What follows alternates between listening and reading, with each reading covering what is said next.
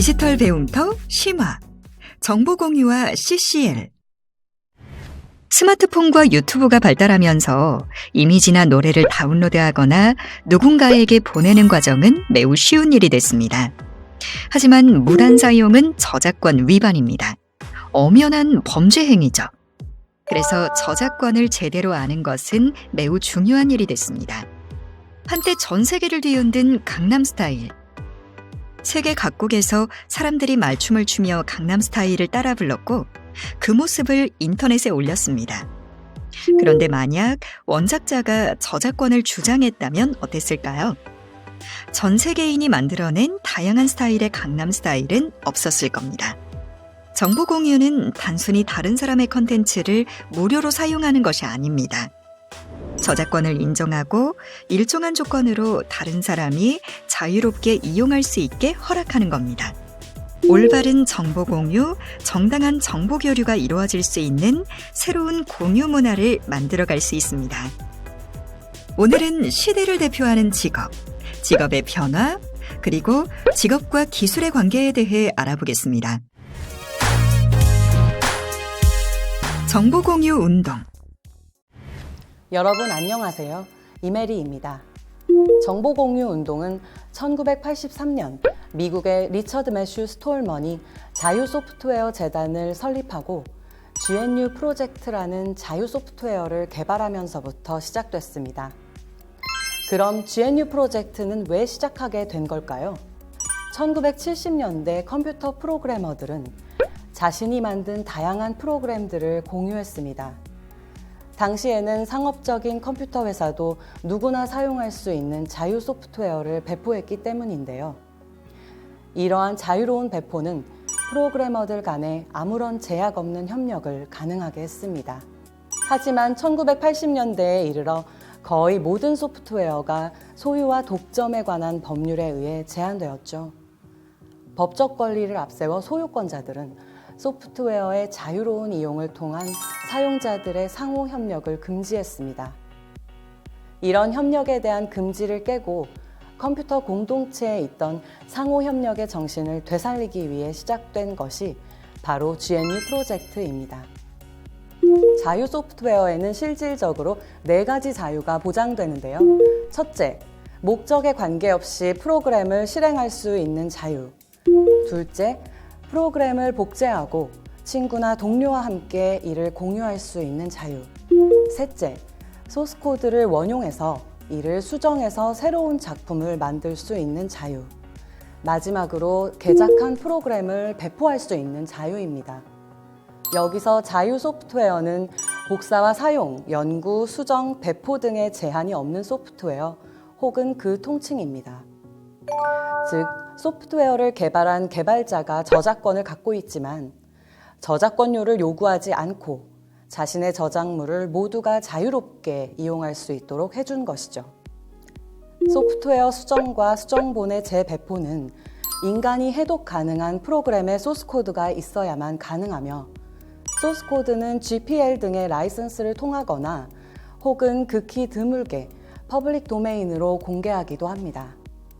이런 자유 소프트웨어처럼 소프트웨어를 무료로 배포하는 또 다른 방식에는 프리웨어, 오픈소스가 있는데요.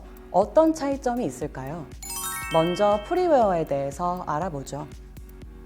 소프트웨어를 개발하는 데는 다양한 형태로 개발비가 들어가는데요.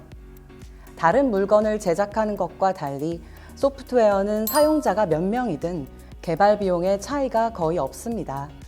따라서 소프트웨어를 개발한 개인이나 회사 등에서 여러 가지 이유로 개발 비용을 받지 않고 무료로 배포하는 경우가 있는데요. 이를 프리웨어라고 합니다.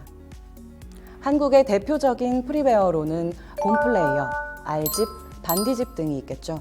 프리웨어는 사용자가 소프트웨어를 무료로 사용할 수 있도록 허용했지만 저작자가 다른 권리까지 포기한 것은 아니기 때문에 저작자의 허락 없이 개작 또는 재배포하거나 영리 목적으로 사용한 경우에는 저작권법 위반이 될 수 있습니다. 반면에 자유 소프트웨어의 프리는 자유로, 공짜로 쓸 자유가 아니라 소스를 공개해서 마음껏 개작할 수 있는 자유를 의미합니다. 물론 대부분의 자유 소프트웨어는 공짜이기는 하지만 유료로 판매할 수도 있죠. 즉, 소프트웨어의 소스를 해석하고 수정할 능력이 있는 개발자들을 위한 것이라고 할 수 있습니다. 오픈소스는 소스코드를 공개한 소프트웨어를 의미하는 것으로 대부분 무료로 사용 가능하지만 프리웨어는 아닙니다. 오픈소스 소프트웨어를 돈 받고 파는 경우도 있기 때문이죠. 즉, 자유 소프트웨어와 비슷하지만 자유 소프트웨어보다 더 큰 개념이라고 할 수 있습니다. 이 세 가지 내용이 혼동스러운 이유는 개발자들이 고려한 공유와 협업이라는 정신을 나타내고 있기 때문인데요. 자신이 만든 소프트웨어를 소유하기보다는 타인과 공유하고 협업을 통해 더 좋은 프로그램을 만들려는 정신을 이해하는 것이 중요합니다. 1999년에 시작한 오픈소스 소프트웨어 개발자들의 웹사이트 소스포지는 많은 오픈소스 프로젝트를 지원하면서 개발자들의 소프트웨어 개발 관리를 진행하고 있습니다. 2020년 11월을 기준으로 50만 2천 개의 오픈소스 프로젝트가 진행 중이죠. 검색창에 원하는 키워드를 넣으면 매우 많은 오픈소스 프로젝트를 발견할 수 있습니다.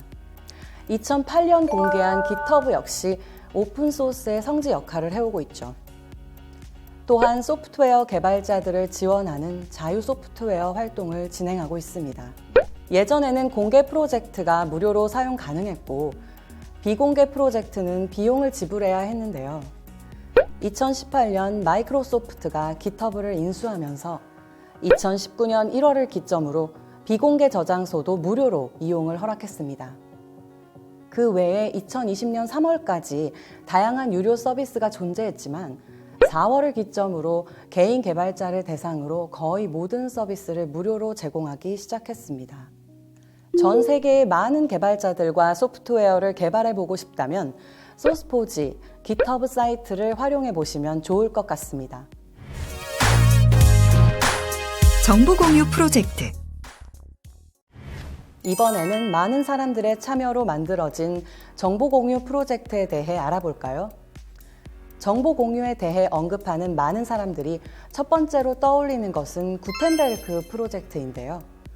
인쇄술을 발명해 지식의 전달을 급속도로 확장한 요하네스 구텐베르크의 이름을 딴 프로젝트입니다. 이는 지금까지 인류가 남긴 자료를 모아서 전자정보로 저장하고 배포하는 것으로 1971년 미국인 마이클 하트에 의해 시작되었습니다. 프로젝트의 목표는 인터넷에 전자화한 문서를 저장해 놓고 누구나 무료로 책을 받아 읽을 수 있는 가상 도서관을 만드는 것이었는데요. 이를 위해 수많은 자원봉사자들이 인터넷을 이용해 고문서들을 읽고 전자화했습니다. 2020년 11월 기준으로 6만여 권의 전자문서와 전자책이 등록되어 있는데요. 매주 50여 개의 새로운 전자책이 등록되고 있습니다. 프로젝트에 등록된 전자책은 대부분 소설, 시, 단편소설, 드라마 등의 서구의 문학작품인데요. 그 외에도 요리책, 사전류, 전기 간행물이 포함되어 있으며 일부 오디오 파일과 음악 악보 파일도 있습니다. 대부분 영문서적이지만 기타 언어 문서도 꾸준히 증가하고 있습니다. 검색과 찾아보기를 통해 다양한 도서를 검색할 수 있는데요. 아직 한국 도서가 50권 이상이 되지 않아 한국어는 제공되지 않지만 사이트를 한국어로 번역하면 한글 상태에서 다양한 책들을 찾아볼 수 있습니다. 로마 문화권 문학을 전산화하는 영문 프로젝트인 구텐베르크에 자극받아 한국에서도 유사한 문화운동인 직지 프로젝트가 있었습니다. 이는 첫 직지지기인 김민수가 1992년부터 준비해 1998년에 공식 주소를 받아 시작됐는데요. 시작한 지 1년 6개월 만에 30여 권의 작품을 전산화해 일반에 공개했습니다. 이후 지적재산권 문제를 해결하고 공동 전산화 작업을 꾸미기 위해 5년의 시간을 보낸 끝에 2003년 위키라는 공동 저작 환경을 만들었죠. 하지만 2015년 7월 7일 갈무리 되면서 현재는 아이디어 회관 SF 직지 프로젝트 1999의 형태로 남아 있습니다. 공정 이용 CCL. 이번에는 정보 공유 확산 방법에 대해 알아보겠습니다. 저작권법 제46조에 따르면 저작 재산권자는 다른 사람에게 그 저작물의 이용을 허락할 수 있고, 이용 허락을 받은 자는 허락받은 이용 방법 및 조건의 범위 안에서 저작물을 이용할 수 있습니다. 저작권과 관련한 이용 허락은 당사자 간의 계약을 통해 이루어지는 것으로 개별적인 계약을 한 특정인에게만 이용이 허락되고 다른 이의 이용은 금지되죠. CCL은 2002년 미국에서 시작해서 2005년 한국에 유입된 것인데요. 자신의 창작물에 대한 다른 사람의 자유로운 이용을 허락한다는 내용의 자유이용 라이선스로 이용을 위해서는 이용 방법과 조건을 지켜야 합니다. 자유이용을 위한 최소한의 요건으로는 4가지 이용 허락 조건이 있으며 이 4가지를 조합해 6가지 유형의 라이선스가 있습니다. 저작권자는 자신의 의사에 맞는 조건을 자발적으로 선택해 저작물에 적용하면 됩니다. 이용자는 적용된 CCL을 확인한 후에 저작물을 이용하기 때문에 당사자 간의 개별적인 접촉이 없어도 라이선스 내용대로 이용 허락의 법률 관계가 성립합니다. 즉, CCL은 기존의 저작권과 완전한 정보 공유 사이에 위치하면서 저작물의 자유로운 이용을 장려함과 동시에 저작권자의 권리를 보호하는 것입니다. 소프트웨어만을 대상으로 하는 정보 공유로 GPL, LGPL 등이 있다면 CCL은 소프트웨어를 제외한 모든 저작물을 대상으로 현행 저작권법의 틀 안에서 저작물의 이용 관계를 더욱 원활하게 만드는 역할을 하고 있습니다. 이러한 CCL은 CCL을 사용하는 저작권자나 CCL이 첨부된 저작물을 이용하는 이용자에게도 무료로 제공됩니다. 자신이 창작한 저작물에 대해 이용을 허락할 때는 저작자 표시, 비영리, 변경 금지, 그리고 동일 조건 변경 허락, 이렇게 4가지 이용 조건을 제시할 수 있는데요. 이 중 저작자 표시를 기본으로 해 총 6종류의 라이선스를 실제로 사용하고 있습니다. 이를 자신의 저작물이나 웹사이트의 표시에 사용하면 됩니다. 다양한 디지털 정보를 무료로 이용하고 싶다면 목적에 맞는 CCL 사이트를 활용할 수 있습니다. 이 중 오픈 액세스는 비용과 저작권의 구애 없는 연구 성과물을 의미합니다. 즉, 저자의 비용 부담, 이용자의 무료 접근, 시공간을 초월한 상시적 접근, 저자의 저작권 보유 등의 4대 원칙을 강조하는 정보 공유 체제로 구글 학술 검색을 비롯해 많은 학술 논문 사이트들에서 비용 부담 없이 다운로드할 수 있는 자료를 제공합니다. 또 플리커는 세계 최고의 온라인 사진 관리 및 공유 응용 프로그램으로 소중한 사람들과 사진 업로드, 수정, 사진 관리, 공유, 지도, 만들기 등을 실행할 수 있습니다. 특히 모든 사진들은 CC 라이선스를 갖고 있기 때문에 자유롭게 활용할 수 있습니다. 플리커 사이트에서 원하는 이미지를 검색해 원하는 이미지를 클릭하면 저작자가 허락한 CCL 사용 조건을 볼 수 있는데요. 저작자의 이용 허락 조건을 따라 이미지를 활용하면 됩니다. 그 밖에도 해당 화면에는 이미지에 대한 저작자 정보 및 이미지 촬영 장소가 제공되며 내려받기를 눌러 다운로드할 수 있습니다. 만약 더 많은 이미지를 보고 싶다면 둘러보기 또는 포토 스트림으로 돌아가기를 누르면 됩니다.